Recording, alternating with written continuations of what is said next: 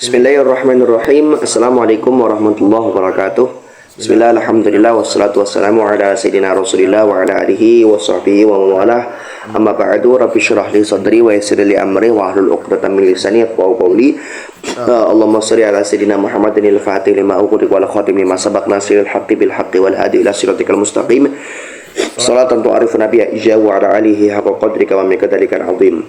Alhamdulillah teman-temanku semuanya, kita masih diberikan oleh Allah Subhanahu wa taala nikmat kesehatan dan kesempatan. Akhirnya kita bisa sama-sama untuk mudzakarah kembali terhadap matan jurumiyah ya.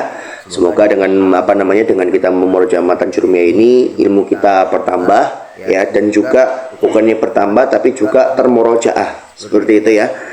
Nah, oke, mungkin kita langsung mulai aja untuk memudzakarah kitab jurumiyah ini. Qala al-musannif rahimahullahu taala wa nafa'ana bihi wa bi ulumihi wa bi ulumikum fid dharain amin. Bismillah. Sekarang kita membahas tentang aqsamul i'rab. Yang mana aqsamul i'rab ini adalah pembagian tentang i'rab, karena kemarin kita sudah bahas beberapa hal tentang yang berhubungan dengan i'rab, yang mana ada beberapa hal, itu adalah tentang i'rab itu apa, kemudian ada tentang i'rab itu ada lafzi, ada yang maknawi, ada dua mazhab kan kita jelaskan kemarin, dan juga apa itu amil dan apa itu ma'mul dan lain sebagainya. Nah, sekarang kita sudah masuk ke dalam masih tentang bab i'rab ya teman-teman sekalian. Nah, tapi kita sekarang membahas tentang pembagian i'rab itu bagaimana, dan nanti ada beberapa tasarruf syekh yang memang itu punya sir ya, punya rahasia seperti itu. Kenapa kok syekh itu mengatakan seperti ini, kenapa kok syekh itu mendahulukan ini dan itu dan lain sebagainya. Dan nggak penasaran, langsung aja kita mulai ya. Langsung aqsamuhu arba'atun. Di sini kita lihat bahwasanya ada domir. Domir itu kan pasti punya marji. Marjinya kemana? Itu ke i'rab. Maksudnya apa? Aqsamul i'rab arba'. Pembagian i'rab itu dibagi 4 ya. Apa aja? Yaitu adalah nanti ada i'rab, ada rofa, nasab, jer dan jazm. Maka nanti kita bilang bahwasanya i'rab ini terbagi kepada 4 hal ini, yaitu apa? Rofa, nasab, jer dan jazm.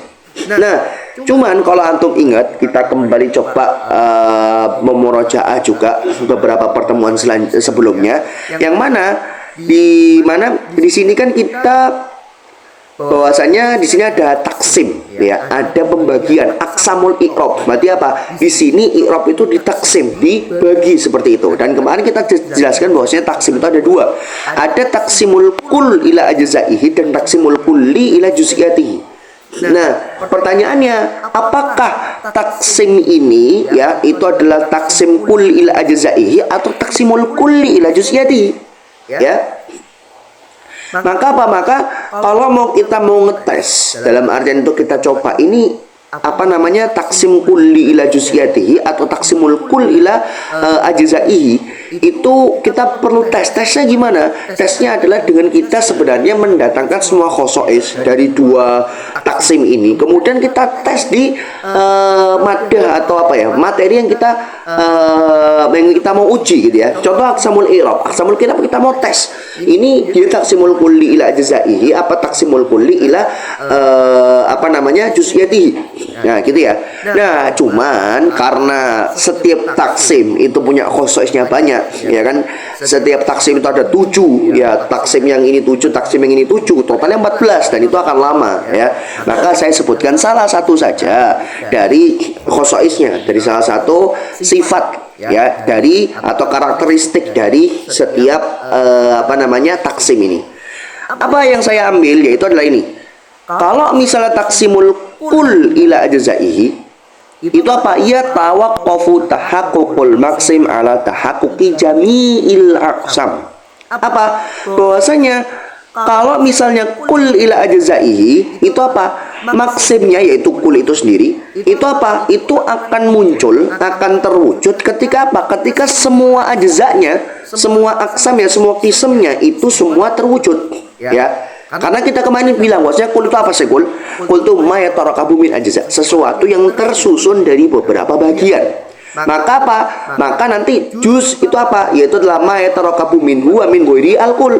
Ya apa? Sesuatu yang menyusun, yang dia itu menyusun dan dengan yang lainnya itu adalah sesuatu kul. Maka apa? Maka nanti suatu kul itu tidak akan bisa terwujud kecuali dengan terwujudnya semua juzunya. Contoh, kemarin kita contohkan teh manis. Teh manis itu terbuat dari apa? Ada bubuk teh atau apa ya, bubuk teh, kemudian ada gula, ada air. Nah, maka untuk menyusun teh manis, maka tiga hal ini harus terwujud, ya kan?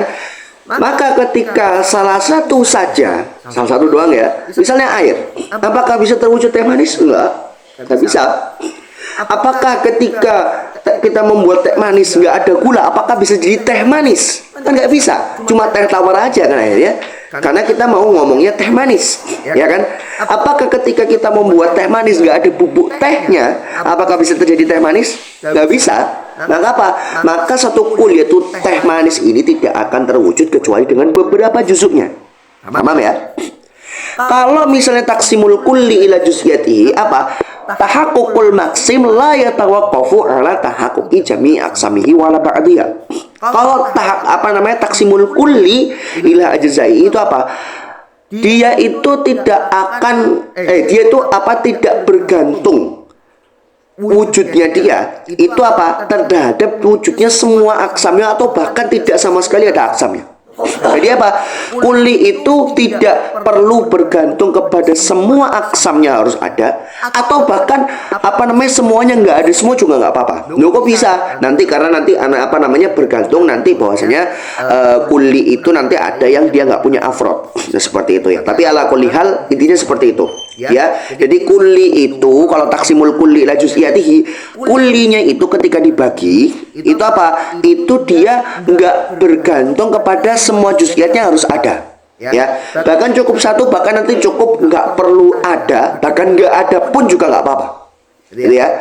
Maka fala yantafi al maksim bintifa'i qismin wahid wala bijami aqsamihi. Maka apa? Maka maksim itu nggak akan hilang dengan satu kisem saja dan tidak dengan semua kisem hilang pun juga nggak apa-apa. Ya. Maka di sini kalau misalnya kita mau tes di aqsamul i'rab, berarti apakah i'rab itu dia harus terwujud semuanya dulu baru akan muncul i'rab, atau cukup satu aja dia itu sudah muncul i'rab? Ya. Apakah dengan rafa nasab jar jazm dulu harus ada baru akan muncul i'rab atau tidak? Gitu ya. Sekarang kita tesnya gimana? Sekarang kita tes pakai contoh aja. Misalnya saya ngomong ja'a Zaidun. Ja'a Zaidun kita tahu kalimat yang termu'rab itu apa? Yaitu adalah Zaid. Ada Zaid. Yang mana Zaid ini kita tahu dia dibaca rofa, marfu'un. Nah, dibaca rofa maksudnya apa? Di'irabi dengan i'rab rofa. Lo bayangkan, rofa itu apa? Rofa itu adalah i'rab. Berarti apa? Berarti dengan hanya satu i'rab saja, dia sudah Dia sudah akan memunculkan i'rab qad tahaqqaq. Ya. Tanpa kita harus menyebutkan contoh-contoh yang menunjukkan rafa nasab jar jazm, ya. Ada dulu baru i'rab ada. Buktinya apa? Kita ngomong ja'a Zaidun doang tanpa kita ngomong ra'aitu Zaidan, martu bi Zaidin atau qiyam yakum Zaidun, itu nggak perlu ngomong semuanya, i'rab sudah ada. Gitu loh. Ya kan? Kalau kita mau bikin case apa? Zaidun tuh dibaca rofa dan rofa itu i'rab. Berarti apa? I'rab sudah tertahaqquk seperti itu, ya. Tanpa harus ada semua dulu harus ada baru muncul i'rab. Enggak. Ya kan? Nah, maka kita bisa simpulkan bahwasanya taksim i'rab kepada rafa nasab jar jazm itu taksim apa? Taksim kulli ila juz'iyatihi. Ya, maka kita bisa katakan i'rab itu adalah sesuatu yang kulli dan rafa nasab jar jazm itu adalah sesuatu yang juz'i, ya kan? Dan berarti nanti sesuatu yang kulli ini nggak perlu harus bergantung bergantung kepada semua juz'inya harus wujud, enggak harus, ya. Nah, intinya begitu teman-teman sekalian untuk masalah lafadz wa aqsamuhu arba'atun. Kemudian kita membahas tentang ibarah syai', yaitu adalah raf'un wa nasbun wa khafdun wa jazmun. Nah, kemudian kita membahas tentang lafadz rofa dulu. Kita akan urutkan, ya, akan urutkan dari rofa, nasab, jar, jazm. Kita akan bahas satu-satu. Lihat ya, rofa dia di pertama. Kalau antum atau coba antum mencoba berpikir, kenapa kok syekh itu memulai dengan rofa? Kenapa nggak nasab dulu di depan? Kenapa nggak khafad dulu di depan? Kenapa kok nggak jazm dulu di depan? Kenapa harus rofa dulu yang harus di depan? Alasannya apa? Ya kan? Sebenarnya kalau kita mau berpikir, sebenarnya kita bisa mempertanyakan hal itu. Loh, kenapa kok rofa itu di depan? Kenapa nggak kita ngomong wa aqsamu arba'atun nasbun wa khafdun wa jazmun wa raf'un, atau wa jazmun, bahkan jazm kita duluan misalnya, kan bisa aja secara akal, ya kan? Nah, makanya di sini kita katakan limadza bada'a birraf'i 'alal akharin. Kenapa syekh itu memulai dengan rofa daripada yang lain? Ya. Nah, jawabannya likhtisasihi bil umdah, karena i'rab rofa itu i'rab yang terkhusus kepada sesuatu yang umdah. Maksudnya gimana? Kita jelaskan. Kita coba tarik ke belakang, ya, pembahasan kalam. Ya, pembahasan kalam. Kita tahu kalam, ya, mana kalam itu dia minimal. Dia itu kan murakkab, ya kan, al kalamu wa al lafdhu al murakkabu. Murakkab itu murakkabnya paling sedikit berapa? Dari dua. Dua itu berupa apa aja? Bisa berupa dua isim atau berupa dua fiil. Dua fiil dan isim, ya. Contoh misalnya lafaz Zaidun qaimun. Zaidun qaimun ini adalah dua isim. Yang mana dengan dua isim ini akan menciptakan satu kalam, ya. Atau misalnya dengan fiil dan isim. Contoh ja'a Zaidun. Nah, nanti yang atas ini kita sebut dengan jumlah ismiyah, yang bawah kita sebut dengan jumlah fi'liyah. Dan di sini kita tahu tarkibnya dari setiap kalimat. Kalau misalnya Zaidun ini dia posisinya menjadi mubtada, qaim menjadi khobar, ya kan? Kemudian nanti Zaidun menjadi fa'il. Nah, maka nanti sesuatu yang tiga hal ini adalah sesuatu yang umdah, sesuatu yang pokok. Umdah itu apa sih? Pokok. Dia sesuatu yang tidak bisa dibuang, seperti itu. Bukan sesuatu yang fadlah. Fadlah itu sisa, ya kan? Maka sesuatu yang pokok itu nggak bisa dibuang, ya kan? Mubtada dan khobar itu nggak bisa dibuang kalau mau jumlah ismiyah. Kalau mau jumlah fi'liyah, maka baca Zaidun. Pokoknya yang dia bisa membentuk kalam. Maka kita bisa katakan bahwasanya apa? Mubtada, khobar, dan fa'il itu adalah sesuatu yang umdah, ya kan? Nah, pertanyaannya, mubtada, khobar, dan fa'il itu i'rabnya apa? Rofa, ya kan? Berarti rofa ini terkhusus pada sesuatu yang umdah, ya, terkhusus pada sesuatu yang pokok, gitu loh. Maka apa? Maka karena dia terkhusus pada sesuatu yang pokok, dan sesuatu yang pokok itu nggak bisa dibuang, kayak dia yang paling penting dong, ya kan? Dia pasti ada, gitu loh. Dia pasti ada, baik itu nanti nggak harus jumlah ismiyah, ya, bisa jumlah fi'liyah doang atau jumlah ismiyah doang. Yang penting di situ pasti ada i'rab rofa, gitu loh, ya. Pasti ada i'rab rofa di situ. Maka apa? Maka karena dia terkhusus pada sesuatu yang umdah, dan sesuatu yang umdah dan pokok, maka ya nanti ya akan melazimkan dia pokok juga. Nah, seperti itu ya. Maka apa? Makanya di situ rofa itu didahulukan daripada yang lain. Karena apa? Yang lain-lainnya itu bisa aja nggak ada, bisa aja nggak ada, gitu ya. Nah, kemudian sesuatu yang rofa, ya, sesuatu yang rofa. Rofa itu sendiri itu punya ta'rif. Tarifnya rofa itu ada dua, ya, ada dua apa? Yaitu adalah secara lughatan dan secara istilahan, secara bahasa dan secara istilah. Secara bahasa itu artinya al-ulu wa al-irtifa. Rofa itu kan mengangkat, toh. Makanya kan yang mengangkat kan artinya apa? Tinggi, sesuatu yang tinggi, atau ya sesuatu yang tinggi atau mengangkat, seperti itu ya.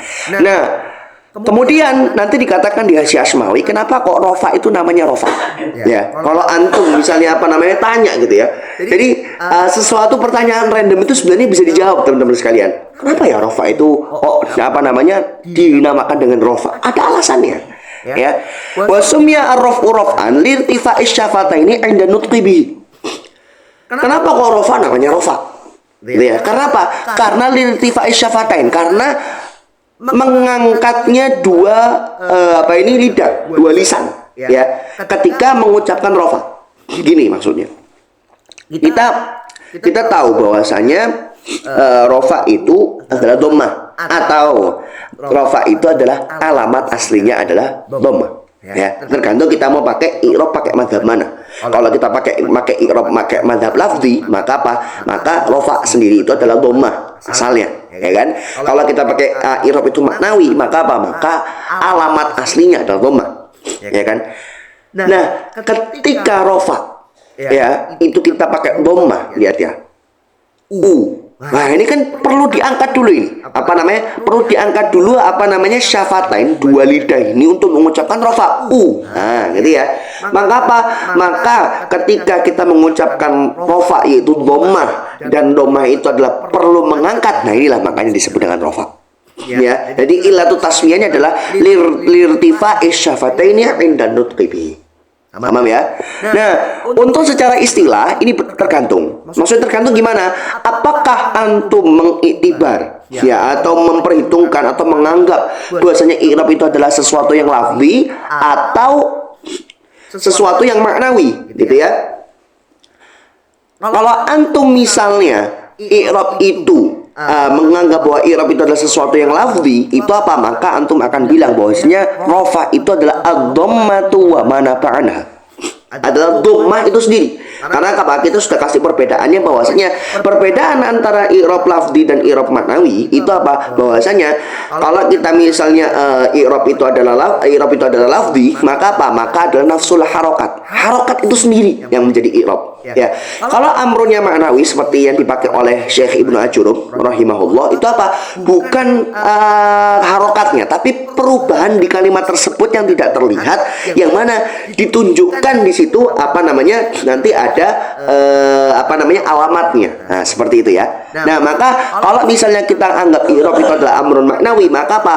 I'rab maknawi rofa itu adalah tanggirun maksus alamatu dhammah wa ma nafa'anha ya. Jadi pembagian yang kemarin i'rab itu maknawi atau lafzi itu sangat berpengaruh nanti kepada takrif i'rab itu sendiri. I'rab rofa itu apa, nasab itu apa, kemudian khafat atau jar itu apa, dan juga jazm itu apa. Sangat bergantung di situ.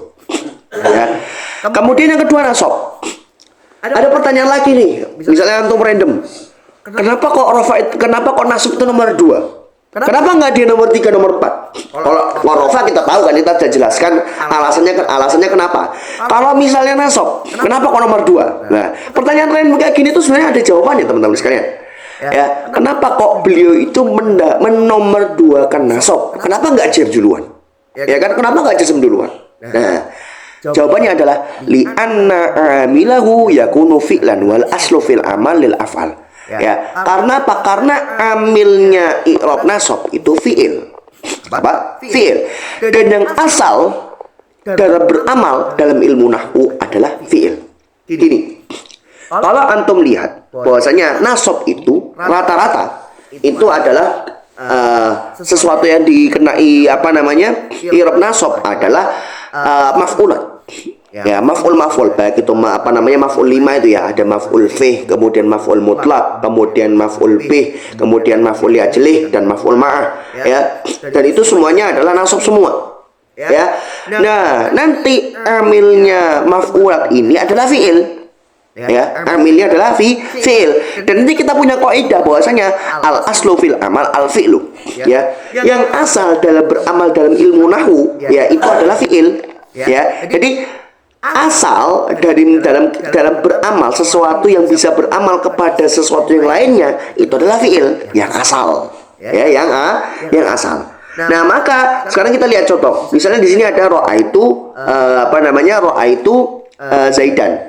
Ra'aitu Zaidan di sini dia Zaidan ini kita bilang bahwasanya dia i'rabnya nasab. Karena dia menjadi maf'ul bih di sini. Yang mana maf'ul bih itu mansub, dinasabkan dengan siapa? Dengan fi'il. Ya, dan kita punya kaidah bahwasanya yang asal dalam beramal adalah fi'il. Nah, seperti itu. Loh, kalau misalnya jar gimana? Martu bisaidin, iya. Memang di sini apa namanya di sini Zaidin, lafaz Zaid di sini dibaca jer, ya kan? Yang mengajarkan adalah huruf. Tapi kita kembali ke kaidah awal, bahwasanya apa? Yang asal dalam beramal adalah fiil. Maka ketika ada sesuatu yang beramal tapi bukan fiil, maka itu furu. Gitu loh, bukan asal berarti, karena yang asal dalam beramal adalah fiil. Makanya di situ i'rab nasab itu didahulukan daripada i'rab jar. Itu karena apa? Karena amilnya nasab itu fiil dan yang asal dalam beramal itu fiil. Nah, seperti itu. Paham ya? Nah, kemudian nasab juga teman-teman sekalian itu punya dua takrif, secara lughat dan secara istilah. Kalau secara lughat itu istiwa wal istiqomah, lurus atau tegak, ya, lurus atau tegak. Seperti itu. Nah, nanti sama dengan rofa, bahwasanya nanti itu ada alasan kenapa kok nasab itu dinamai nasab, ya. Wa sumiya nasban lintisabi syafataini inda nutqi bi. Kenapa kok i'rab nasab itu namanya nasab? Karena apa? Karena kita lihat lagi, nasab itu artinya apa sih? Tegak. Ya, tegak atau lurus, ya. Lurusnya dua lidah, ya, ketika mengucapkan nasab. Nasab itu apa? Fathah, atau alamat aslinya adalah fathah. Maka ketika kita ngomong a, ya, nah ini kan kita tegak. Di sini kita apa namanya, dua lidah ini akan tegak seperti itu. Kalau rofa itu terangkat ini, terangkat. Tapi kalau ini tegak ke atas, nah gitu ya, tegak. Nah, kemudian apa namanya, secara istilah itu dia ada dua takrif. Tergantung lagi-lagi tergantung dengan antum itu menganggap i'rab itu amrun lafzi atau amrun ma'nawi. Kalau amrun lafzi berarti apa? I'rab itu secara istilah adalah fathah itu sendiri. Al-fathatu wa manaba'an anha. Itu adalah fathah itu sendiri atau alamat-alamat lainnya menggantikan fathah.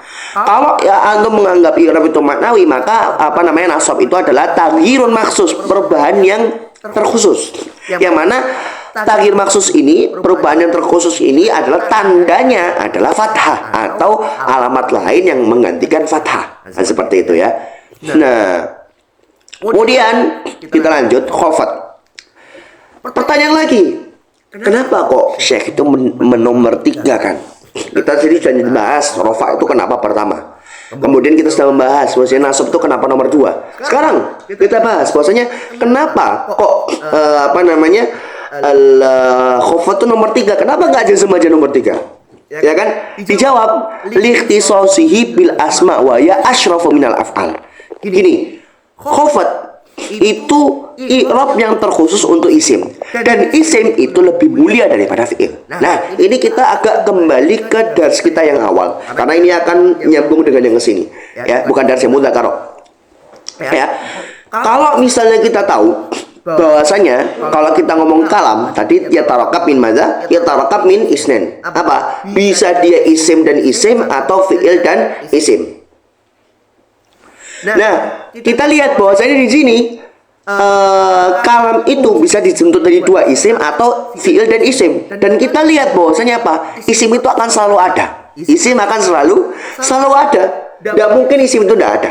Ya kan? Kalau fi'il oke, kita bisa apa namanya, bisa buang dalam arti yang bisa kita buang atau kita nggak pakai. Contoh lafaz zaitun qaimun, nggak ada fi'il sama sekali. Ya kan? Maka apa? Maka isim itu dia asyraf, dia lebih mulia daripada fi'il. Karena apa? Karena dia la yustaghna anhu fil kalam. Karena apa? Karena isim itu pasti dibutuhkan dalam kalam. Ya. Maka kita katakan isim itu asyraf. Karena dia asyraf, lebih utama, maka dia didahulukan. Nah, sekarang saya tanya, khafat jar itu ya. Dia kan i'rab yang terkhusus untuk isim. Ya. Untuk isim. Nah, sedangkan isim itu apa? Isim itu asyraf. Maka sesuatu yang terkhusus untuk asyraf, maka asyraf juga dong. Ya kan? Maka apa? Maka karena dia asyraf juga, maka dia lebih didahulukan. Paham ya? Jadi kiasnya seperti itu ya. Jadi antum itu tahu isim itu asyraf dan khafat itu dikhususkan untuk isim, yang mana isim itu asyraf, maka diikut asyraf. Dan isim itu didahulukan karena dia lebih mulia, maka apa? Maka nanti khafat didahulukan juga karena dia lebih mulia. Karena apa? Karena kita katakan juga bahwasanya apa? Bahwasanya fiil itu terkhususnya untuk jazm, ya kan? Padahal kita sudah katakan bahwasanya isim itu asyraf lebih minal af'al. Maka karena isim itu lebih mulia daripada isim, yang mana akhirnya khafat itu terkhusus untuk isim dan jazm itu terkhusus untuk fiil, dan karena isim itu lebih utama dan khafat ngikut juga, maka apa ya? Dahulu itu khafat dulu daripada jazm. Nah, seperti itu ya. Nah, terakhir jazm. Jazm itu apa? Kenapa kok diakhirkan? Ya karena apa? Ya narul batahu takhir. Karena apa? Ya sudah, saudara-saudaranya yang lain itu sudah duluan. Rafa kita sudah jelaskan. Kemudian nasab kita sudah jelaskan. Kemudian khafat kita sudah jelaskan. Sudah semua. 1, 2, 3. Ya tinggal sisanya. Siapa? Ya jazm itu sendiri. Ya. Kemudian jazm secara lughatan apa? Lughatan bahwasanya jazm itu adalah al-qat'u, memutus. Memutus. Nah, nanti juga akan ada alasan wasummiya jazman lin qita'il harakah inda nutqi bihi. Kenapa kok namanya jazm? Nah, jazm itu kan memotong. Karena apa? Karena jazm itu memotong harokat ketika mengucapkan. Gini. Kita katakan bahwasanya jazm itu adalah sukun atau alamatnya adalah sukun. Maka apa? Maka nanti kita katakan sukun. Ya ini banyak disalah kaprahkan bahwasanya sukun itu harokat. Enggak. Sukun itu bukan harokat. Sukun itu artinya apa sih? Sukun artinya tenang. Namanya tenang, diam, itu kan nggak bergerak, ya kan? Harokat itu kan artinya bergerak, ya kan? Makanya ketika kita mengucapkan juga itu ada gerakan. Nah kalau sukun emang ada gerakan, ya kan? Makanya kalau nggak ada gerakan kan, makanya di situ kita memutus harokat, memutus adanya harokat. Maka apa? Ketika kita diam gini ya sukun sudah. Ya, kita diam gini Z, kita ngomong Z. Tuh, di situ kan kita memutus harokat, nggak ada harokat sama sekali. Itu ya. Nah, kemudian secara istilah itu nanti juga bergantung kepada takrif i'rab. Antum milih yang mana? Ya. Kalau misalnya antum anggap bahwa i'rab itu adalah amrun lafzi, maka jazm itu adalah sukun itu sendiri atau sesuatu yang menggantikan atau alamat yang menggantikan tanda sukun. Atau i'rab itu maknawi. Apa? Yaitu taghirun maksus, perubahan yang terkhusus, yang mana perubahan ini memiliki alamat untuk menunjukkan dia apa, yaitu berupa sukun atau apapun yang nanti akan menggantikan sukun. Ya nanti ada hadzaf. Ya, seperti itu. Nah, sekarang ada pertanyaan nih. Antum kalau misalnya berusaha untuk tahrikul dzihn, berusaha untuk berpikir juga, ya. Itu antum akan mikir, loh, kenapa? Apa namanya? Jar itu terkhusus untuk isim, dan kenapa jazm itu terkhusus untuk fiil? Kenapa nggak dibalik? Ya kan? Antum kan dulu antum masih menerima informasi dari ustadz. Oh, isim itu dia terkhusus untuk khafat itu terkhusus untuk isim. Kemudian jazm itu terkhusus untuk fiil, ya kan? Nah, tapi antum pernah tanya nggak? Loh, kenapa? Khafat itu dia itu terkhusus untuk isim, jar itu terkhusus untuk isim, dan jazm itu terkhusus untuk fiil. Kenapa nggak dibalik? Ya kan? Loh, ini juga ada jawabannya teman-teman sekalian. Ya. Limadza ukhtussa bil ismi ukhtussa atau ikhtassa al ismu bil khafti wal fi'lu bil jazmi. Kenapa isim itu terkhusus untuk khafat dan fi'il itu terkhusus untuk jazm? Kenapa nggak dibalik? Ya kan? Ada jawabannya. Li'annal khafda thaqil wal ismu khafif. Ya, kita baca dulu bahwasanya khafat jar itu berat. Dan isim itu apa? Khafif, ringan. Kemudian wal jasmu khafif. Ya, jazm itu ringan. Wal fi'lu thaqil. Dan fi'il itu berat. Emang apa hubungannya? Fa'u'tiya tsaqilu lil khafif wal khafifu lil tsaqil. Maka kita kasih sesuatu yang berat untuk sesuatu yang apa? Sesuatu yang ringan, dan sesuatu yang ringan untuk sesuatu yang berat. Loh, kenapa kok seperti itu? Liyasulat ta'atul, supaya adil. Supaya apa? Supaya seimbang, ya. Yang berat dapat yang ringan dapat yang berat. Sama-sama adil kan, sama-sama ada keseimbangan di situ, ya kan? Kalau misalnya kita balik gimana? Walau utiyal khafifu lil khafif wal jasmu wal ismu wa utiyat tsaqilu lil tsaqil wa al khaftu wal fi'lu, ya. Misalnya kita katakan sesuatu yang ringan kita kasih sesuatu yang ringan. Contoh misalnya isim ringan, terus kita kasih dia jazm. Atau sesuatu yang berat kita kasih sesuatu yang berat. Kenapa? Fi'il kita kasih untuk khofat. Atau ya kebalikannya, maksudnya khofat itu untuk fi'il. Maka apa? Lam yahsul ta'atul ala jaril ada. Tidak akan terjadi keadilan sesuai dengan ada. Ya, tidak akan terjadi keseimbangan di situ ya. Kenapa? Karena kita tahu bahwasanya apa? Khofat itu apa sih? Kasroh kan? Kasroh. Dan apa namanya? Sukun. Jazm itu sukun. Ya kan? Maka apa kalau antum nanti belajar nanti di apa nih ilmu kita apa? Bahwasanya harokat kalau misalnya mau diurutin, yang paling mudah itu apa? Harokat yang paling yang paling sulit itu dhamma. Ya, dhamma kemudian apa? Kemudian ada kasroh. Kasroh itu sakil. Ya, kasroh sakil karena kan antum harus dulu. Kalau sukun, antum nggak ngapa-ngapain sudah sukun. Gitu loh. Maka kan ringan kan? Maka apa? Kalau misalnya kita katakan, oh kita kasih yang berat ke berat, yang ringan ke ringan, wah ini nggak akan ada keseimbangan dan nggak ada keadilan. Kalau kita ibaratkan timbangan di sini, ya, kalau misalnya fiil kita kasih buah jazm atau kebalikannya lah, jazm itu kita untuk fiil, dan nanti khofat itu untuk isim, ya, maka apa seimbang? Yang berat kita kasih ringan, yang ringan kita kasih berat, maka apa? Timbangannya akan seimbang di sini, ya, seimbang antara yang apa namanya, yang berat sama ringan sama berat, seimbang. Kalau misalnya kita balik, ya, berat untuk berat, kemudian yang ringan untuk ringan, wah ini nggak seimbang. Maka akan berat sebelah dan ringan sebelah kan akhirnya. Nah, maka apa? Maka supaya terjadi keseimbangan dan terjadi keadilan, oh ya sudah, ini kamu isim itu kamu khafif, ya, tak kasih kamu yang berat khafat, ya. Kemudian yang fiil kamu tuh berat, wis tak kasih yang ringan. Nah, ya, gitu ya. Jadi supaya terjadi keseimbangan. Tapi ada pertanyaan lagi. Antum bilang kalau misalnya isim itu berat, isim itu ringan, fiil itu berat. Antum tahu dari mana? Gitu loh. Mas Bintang, antum tuh tahu dari mana kok fiil itu berat? Kok isim itu ringan? Kok bisa bilang gitu? Dalilnya mana? Gitu loh. Ya kan? Coba. Jadi pertanyaan yang akhirnya memunculkan pertanyaan. Kayak gitu ya. Ya, maka di sini kita katakan bahwasanya limadza yakunul ismu khafifan wal fi'lu sakilan. Kenapa kok isim itu ringan, ya, dan fi'il itu berat? Tahu dari mana antum bilang isim itu khafif wal fi'lu sakil? Apa hujahnya? Apa dalilnya seperti itu? Jawabannya apa? Li'annal isma yadullu ala syai'in wahid wa huwa adzat, atau syai'aini wa huwa adzat wal hadas. Gini. Ini memang berhubungan dengan makna, teman-teman sekalian. Jadi isim itu dia imma dua.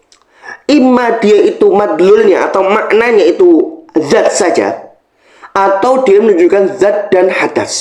Zat itu gampangannya orang lah, ya, orang gitu ya. Atau misalnya orang dan suatu pekerjaan. Contoh, misalnya yang menunjukkan zat. Contoh Zaid. Zaid ini kan hanya menunjukkan orang saja, menunjukkan satu esensi, ya seperti itu, ya. Yang mana hanya menunjukkan zat saja, menunjukkan satu esensi saja tanpa adanya peristiwa di situ, ya kan? Kalau misalnya menunjukkan atas syai'a ini, contohnya apa? Isim mushtaq, contoh isim fa'il. Isim fa'il contoh dorib. Dorib itu artinya orang memukul. Nah, bayangkan orang dan memukul, berarti apa? Dia mengandung zat dan mengandung hadas. Zat itu adalah orangnya, hadas itu memukul, orang yang memukul. Nah, berarti apa? Ada zat, ada hadas di situ. Maka minimal isim itu menunjukkan satu atau menunjukkan dua, ya, tergantung nanti kita lihat isimnya isim apa dulu, ya. Tapi kalau fiil, dia itu pasti, dia itu apa? Dia mengandung tiga hal, ya. Tiga hal itu apa? Kan umumnya dua, ya. Nanti kita akan bahas satu lagi, apa? Hadas, zaman, dan nisbah. Hadas, zaman, dan nisbah. Hadas itu peristiwa, zaman itu waktu, dan nisbah. Nisbah itu nanti kita akan bahas di Insya Allah ya di pertemuan marfuat ketika membahas bab fa'il, insya Allah ya, biidznillah, ya. Maka kita bisa simpulkan isim itu dia bisa menunjukkan atas satu aja, ya, zat, contohnya Zaid tadi, atau menunjukkan dua, zat dan hadas. Sedangkan fi'il 3. Pertanyaannya, lebih banyak mana? Lebih berat mana 3 sama 2? 3 lah. 3 lebih banyak. Maka apa? Maka karena isim itu bisa menunjukkan 1 doang, atau misalnya maksimal 2, maka apa? Khafif dia. Khafif. Kalau fi'il dia itu menunjukkan 3, maka apa? Maka taklil. Ya berat. Madlulnya atau maknanya fi'il itu 3. Ada hadas peristiwa, kemudian zaman, kemudian nisbah. Ya lebih berat. Makanya karena madlulnya itu lebih banyak fi'il daripada isim, maka fi'il itu lebih berat daripada isim. Paham ya? Nah, sekarang kalau kita sambungkan kepada yang tadi, karena kita sudah tahu alasannya fi'il itu berat dan isim itu ringan, dan kita jelaskan kenapa kok jazm itu ringan dan khafat itu tsaqil, karena maka ya biar supaya terjadi ta'adul, keseimbangan, keseimbangan atau ya bahasanya keadilan seperti itu, maka apa? Ya sudah, kita samaratakan. Oh, ya sudah, berat untuk ringan, ringan untuk berat. Dah, timbangannya seimbang. Apa ya? Nah, ini juga menjawab pertanyaan-pertanyaan antum yang memang random, bahasanya gitu ya. Tapi pertanyaan random ini ternyata dibahas sama ulama, gitu ya. Kemudian lanjut, kita insya Allah selesaikan bab i'rab sampai selesai, biar besok masuk ke bab ma'rifati alamatil i'rab. Falil asma'i.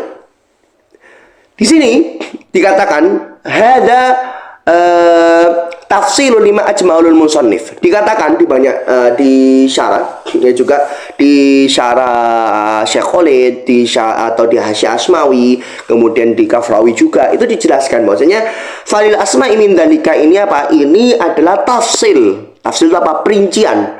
Perincian dari yang diijmalkan atau yang dibicarakan secara umum oleh musannif. Kan musannif kan bilang wa aqsamu arba'atun raf'un wa nasbun wa khafdun wa jazmun. Pembagian i'rab itu ada 4, ada rafa, nasab, jar, jazm. Ya. Nah, ini secara tafsil saja. Secara ijmal saja, secara umum saja. Ya. Nah, kemudian dari falil asma'i, oh isim itu dia itu terkhususnya ini. Nah, itu kan penafsilan. Itu kan apa? Perincian. Nah, seperti itu. Kemudian dikatakan wa asyara ila anna raf'a di sini yaitu anna raf'a wan nasba mushtarakun bainal asma'i wal af'al wa anna al-khafdu mukhtassun bil ismi wal jasmu mukhtassun bil fi'li. Di sini kalau antum lihat kan Syekh itu mendahulukan apa? Rafa, nasab, jar, jazm. Ya. Kita sudah jelaskan kenapa kok duluan. Tapi di situ ada isyarah juga. Apa isyarahnya? Bahwasanya rafa dan nasab itu mushtarak. Mushtarak itu apa maksudnya? Dia bersekutu. Maksudnya bersekutu itu gimana sih? Dia itu sama-sama mencakup. Mencakup terhadap apa? Dia mencakup, dia bisa masuk ke isim atau dia bisa masuk ke fi'il. Ya kan? Makanya didahulukan juga. Jadi ada isyarah. Oh, rafa dan nasab ini dia bisa masuk ke duanya. Bisa masuk kemana? Bisa dia masuk ke fi'il dan dia bisa masuk ke isim. Gitu loh. Nah, makanya di situ ada isyarah. Ada ya apa ya isyarah bahasa Indonesia ya, ada isyarat lah, ada isyarat bahwasanya oh di sini loh bahwasanya apa, kenapa didahulukan, salah satunya juga apa, oh di situ kasih tahu oh bahwasanya rofa itu sama nasab bisa masuk dua-duanya, makanya kita dahulukan aja ya. Baru setelah itu Syekh itu nomor 3 dan nomor 4 kan kepada khafat dan jazm, karena kita sudah katakan bahwasanya khafat nanti dia terkhusus pada sesuatu yang pada isim, dan nanti jazm itu sesuatu yang berat yaitu fi'il. Nah, seperti itu ya. Kemudian di sini di falil asma'i, fa-nya itu disebut dengan faul fasihah. Apa itu fa fasihah? Apa? Fa yang afsohat an amrin muqaddar, ya. Fa fasihah itu apa? Fa fasihah itu adalah fa yang dia itu afsoha. Afsoha itu memang memfasihkan ya secara tekstual. Tapi maksudnya adalah menjelaskan terhadap sesuatu yang muqaddar.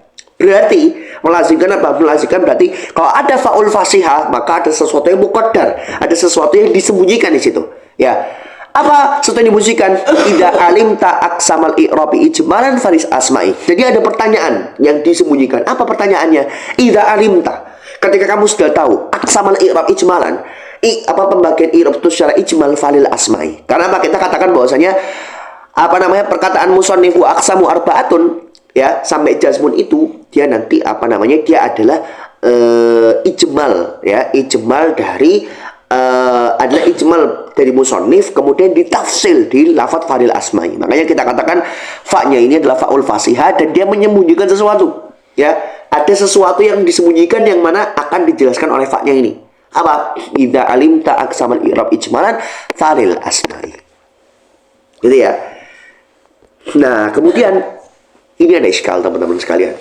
Dari kafat mindalika. Dari lafaz mindalika, zalika itu apa sih? Zalika itu isim isyarah. Isim isyarah untuk apa?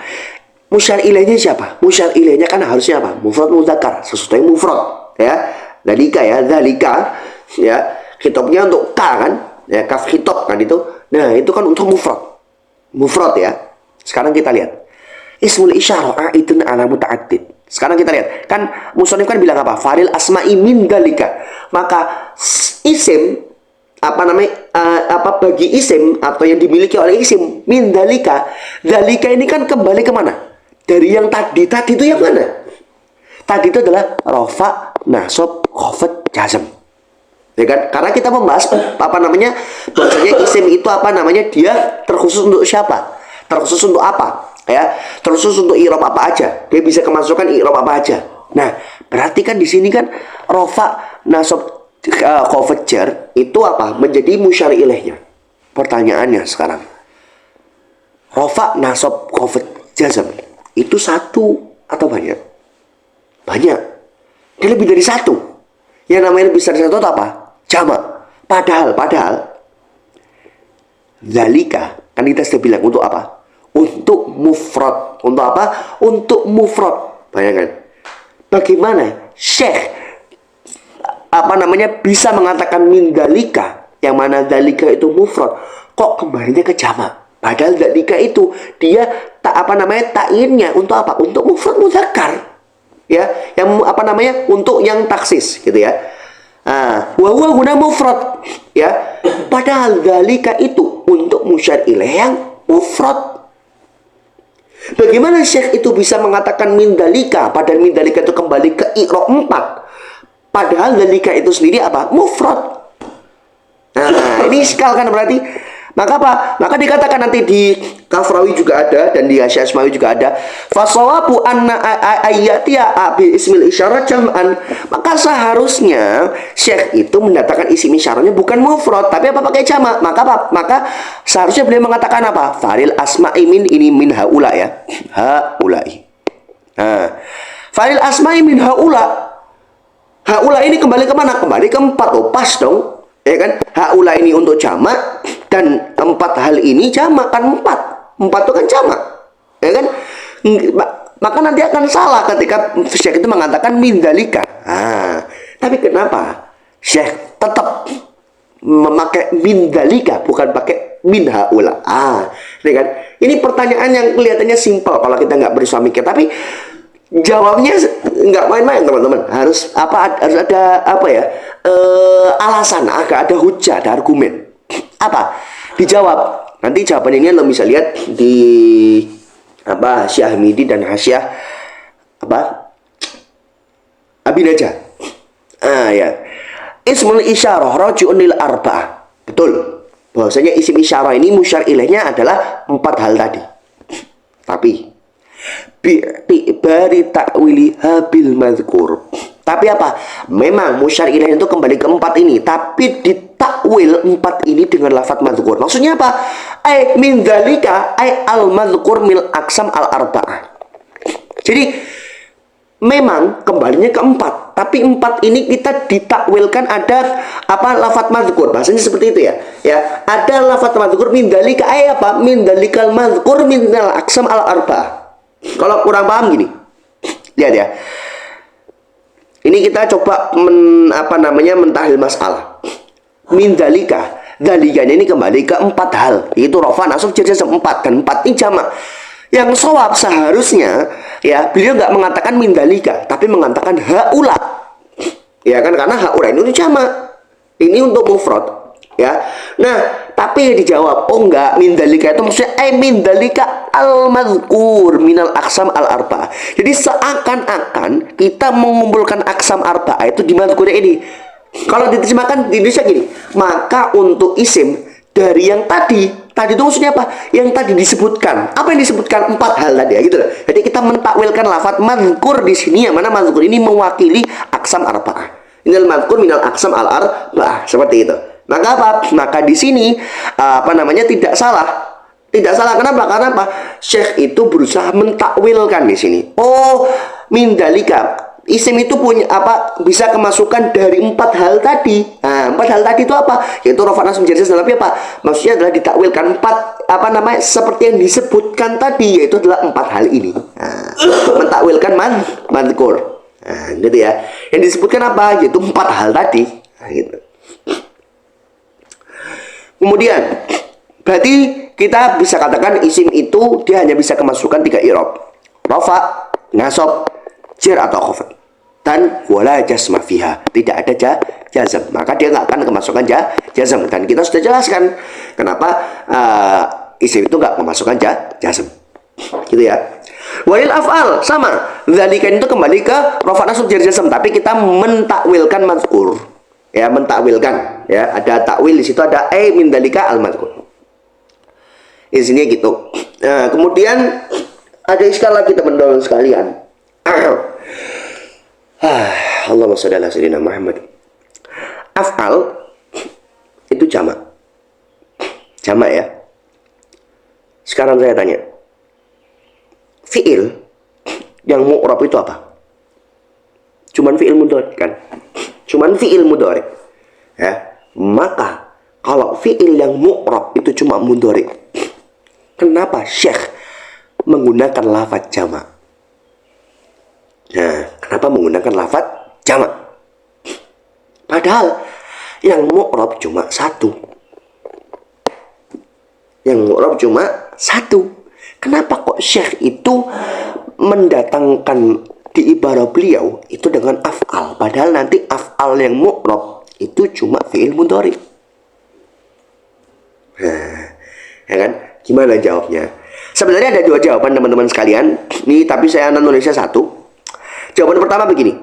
Karena kita anggap alnya di luaril af'al itu alnya al-jinsiyah. Kembali lagi ke pertemuan kemarin. Ya, bahwasanya al-jinsiyah itu adalah membuat bahwasanya apa? Memang secara dohirnya itu memang lafaz ini si jamak, tapi karena al-jinsiyah itu mencakup 1, 2, dan 3. Jadi maksudnya apa? Meskipun lafaznya jamak, tapi kita bisa artikan di situ mufrad. Karena alnya al-jinsiyah. Atau yang kedua, oke, misalnya jamak pun, kenapa? Bahwasanya kenapa kok beliau pakai jamak? Bin nadori lil afrod ad-dhihniyah. Karena apa? Beliau itu memandang terhadap afrod dhihniyah, terhadap individual yang bisa kita pikir secara logika. Gini maksudnya. Oke, kita sepakat bahwasanya apa? Fi'il yang mu'rab itu mudhari. Oke, tamam. Tapi mudhari kan 1. Tapi, apakah afrod individual itu cuma 1? Enggak. Buktinya apa? Sekarang kita katakan. Fi'il mudhari apakah cuma yaf'ulu? Enggak lah. Ada yadribu, ada yansuru, ada yaftahu, dan yang lainnya. Ada apa lagi? Ada qala yaqulu. Loh, yaqulu kan fi'il mudhari. Coba, berarti apa? Afrodnya itu lebih dari 1. Berarti apa? Banyak kan? Nah, itu loh maksudnya. Ya, jadi beliau menjamakkan lafaz af'al di sini itu karena apa? Karena beliau memandang dari segi afrod diniyahnya. Kita melihat dari afrodnya. Oh, afrod kita bisa pikirkan. Oh, fi'il mudhari itu bisa yaftahu, bisa yansuru, bisa misalnya yaftailu, bisa ini dan lain sebagainya. Dan banyak kan, meskipun memang secara dohirnya kita ngomong fi'il mudhari cuma 1. Ya kan, kulinya berarti. Maka juz'iyatnya itu apa? Ada yaf'ulu, yadribu, yansuru, dan yaftahu, dan lain sebagainya. Nah, itu loh. Makanya antum kalau berusaha berpikir tentang jurumiyah itu akan menemukan iskal yang sangat banyak, ya. Dan antum belum tentu juga akan bisa menjawab hal itu. Makanya kita perlu adakan mudzakarah seperti ini biar kita mentahrikan dihin, ya, bisa menggerakkan otak kita supaya oh ini loh ternyata kok kayak ada masalah ya. Oh, jawabannya gimana? Nah, seperti itu ya. Nah, terakhir teman-teman sekalian, nah khulasonya secara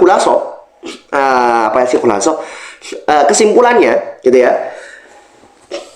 I'rab itu nanti dibagi menjadi 2. Loh, kok 2? Tadi kan 4. Gini.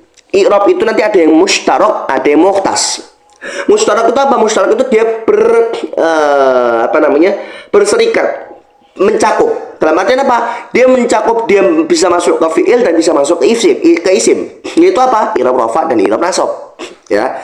Nanti ada yang mukhtas, i'rab yang terkhusus. Nah, terkhusus untuk isim atau terkhusus untuk fiil. Yang terkhusus untuk isim itu apa? Tadi kita bilang khafad. Dan yang terkhusus untuk fiil adalah jazm.